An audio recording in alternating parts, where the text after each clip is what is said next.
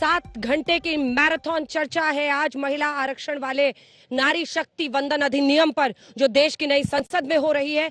और बड़ी खबर इस वक्त ये आ रही कि भारतीय जनता पार्टी ने अपने तमाम विप से कहा है कि आप लोग मौजूद रहे, अलर्ट रहे, अगर वोटिंग की नौबत आती है तो सब एक साथ वहां पर रहे ताकि आप वोट कर सके। क्या कहा गया है? हिमांशु मिश्रा हमारे सहयोगी हमारे साथ जुड़े हैं। हिमांशु, बताइए, महिला आरक्षण बिल पर बीजेपी ने क्या कहा है सांसदों को?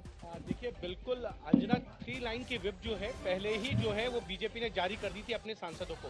लेकिन जो पार्टी के विप हैं, जिस हर विप के नीचे 10 से 15 सांसद होते हैं, हर विप को ये कहा गया है कि आप ये सुनिश्चित करें कि आपके साथ जो सांसद हैं वो महिला आरक्षण बिल यानी नारी शक्ति वंदन अधिनियम बिल को जब पास करने की बारी आए और वहां वोटिंग की जरूरत पड़े तो वो वहां पर मौजूद रहे। ये सुनिश्चित करने का काम पार्टी के जो विप्स हैं उनको दिया गया है।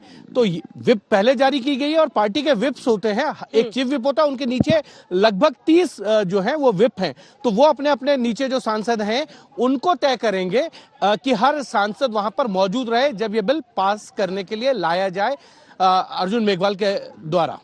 तो बड़ी खबर इस वक्त की हम आपको बता रहे हैं, अगर वोटिंग की नौबत आती है, देखिए इसमें कोई सस्पेंस तो है नहीं, लोकसभा में स्पष्ट जनादेश है, बहुमत है सरकार को, इससे ये बिल पास होना ही होना है। लेकिन दूसरी तरफ जो पूरा बवाल हो रहा है वो इस पर कि इसको आप लागू ही अभी नहीं करने वाले हैं 24 तक। अभी तो कई राज्यों के चुनाव होंगे, लोकसभा चुनाव होगा, कई साल बाद सेंसस और परिसीमन की नौबत आएगी। परिसीमन कब हो सकता है, सेंसस कब हो सकता है? क्योंकि देखिए 21 में ड्यू था हिमांशु, सेंसस हो नहीं पाया। कब होगा? कोविड की वजह से ये सेंसस नहीं हो पाया था। इस पर अंदर भी निशिकांत दुबे जवाब दे रहे थे। सेंसस कब तक होने के आसार है? देखिए, सेंसस जब करना है सरकार को, जो हमारे सूत्र बताते हैं अंजना, वो ये कह रहे हैं कि सेंसस से पहले जो सीए जो 2019 के विंटर सेशन में लाई थी सरकार, हाँ? उसके रूल्स का नोटिफिकेशन होगा, उसके बाद ही जो है वो सेंसस हो पाएगा। और सेंसस के बाद डिलिमिटेशन एक कमीशन बनाया जाएगा जो पूर्व सुप्रीम कोर्ट के जज की अध्यक्षता में बनेगा। फिर वो पूरे देश में घूमेगा और वहां से लोगों से मुलाकात करने के बाद ये तय करेगा कि डिलिमिटेशन में कितनी सीटें बढ़नी है और कौन कौन सी सीटों पर जो है वो SC ST के लिए रिजर्व हो और उसमें कौन सी सीटें जो है महिलाओं के लिए आरक्षित हो। ये सारी चीजें जो है डिलिमिटेशन कमीशन तय करेगा। तो मुझे लगता है ये काम जो है 2028 के मिड से पहले नहीं हो सकता। हाँ, ये जरूर है कि अगर 2028 के मिड में होता है तो जो 5 राज्यों के चुनाव अभी हो रहे हैं, जो 28 में होंगे, उनमें महिला आरक्षण बिल जो है वो लागू हो सकता है। उसकी संभावनाएं बहुत कम दिखती हैं कि 2029 से पहले ये जो है महिला आरक्षण जो है वो महिलाओं को नहीं मिलेगा। इसकी संभावनाएं तो बहुत कम है अभी भी। बिल्कुल, और यही हिमांशु ऐसा मुद्दा है जिसको तमाम विपक्षी नेता उठा रहे हैं कि अभी तो आपको इसको लागू ही नहीं करना है। जबकि मेघवाल साहब ने बीते दिन कहा कि दोनों सदन से पास हो जाएगा, कानून बन जाएगा तो लागू हो जाएगा। लेकिन अभी तो इसमें सेंसस और डिलिमिटेशन, जनगणना और परिसीमन दोनों का फांस फंसा हुआ है। जो कोटे के अंदर कोटे का कांटा है वो भी फंसा हुआ है। आइए आपको दिखाते हैं 4 ऐसी पार्टियां, उनके नेता जिन्होंने सशर्त समर्थन की बात की है। सोनिया गांधी ने खड़े होकर एक लाइन में कहा कि मैं महिला आरक्षण बिल का, नारी शक्ति वंदन अधिनियम का समर्थन करती हूं। लेकिन साथ ही उन्होंने ये पूछा कि SC ST OBC को क्यों नहीं? आप जो ये सेंसस और परिसीमन की बात कर रहे हैं, इतना लेट क्यों? जल्द से जल्द रास्ता निकलना चाहिए इसे लागू करने का, ये मायावती ने कहा है। आइए आपको सुना देते हैं। मैं एक सवाल पूछना चाहती हूँ। पिछले 13 वर्षों से भारतीय स्त्रियां अपनी राजनीतिक जिम्मेदारी का इंतजार कर रही हैं और अब उन्हें कुछ वर्ष और इंतजार करने के लिए कहा जा रहा है। कितने वर्ष? 2 वर्ष, 4 वर्ष, 6 वर्ष, 8 वर्ष? क्या भारत की स्त्रियों के साथ बर्ताव उचित है?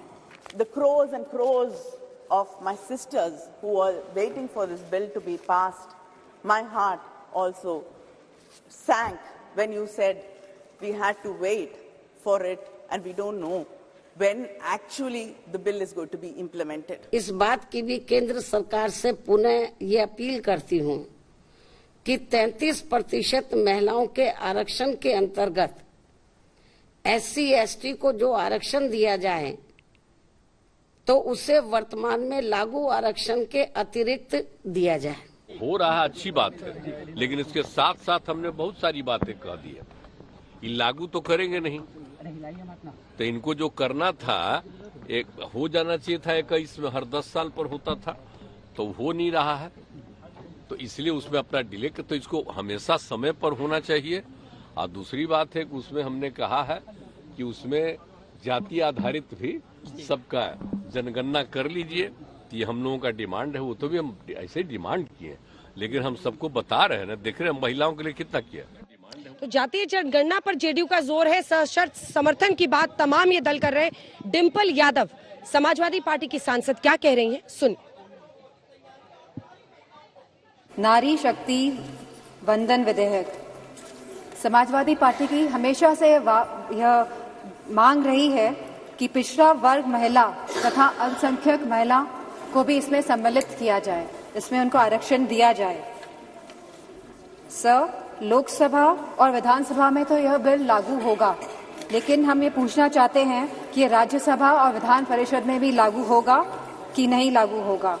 13 साल से यह बिल अटका हुआ था सर, और लगभग 1 दशक पूरा होने जा रहा है भाजपा की सरकार को, और इस 1 दशक में जब लगभग पूरा होने जा रहा है तब इस सरकार को महिलाओं की याद आई है।